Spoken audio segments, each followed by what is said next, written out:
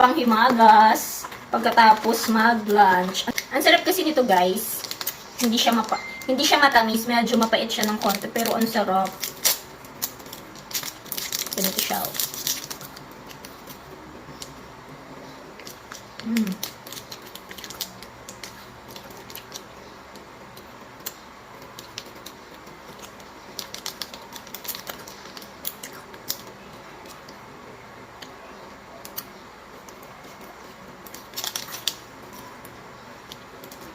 Ang sarap niya, guys.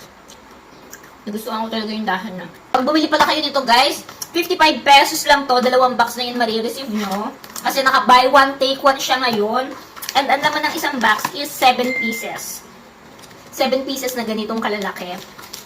Sobrang sulit na nito, guys. Meron nga ho itong iba't ibang flavor, guys. Si chocolate roll, cheese roll, and strawberry roll.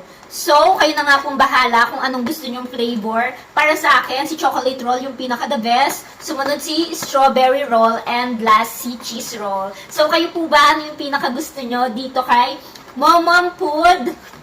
For me, chocolate roll. 55 pesos lang to. Naka-buy one, take one na. So, ano pang iniintay nyo? I-check out yun na yan. Yung lang. Thank you for watching. Katingin. Bye!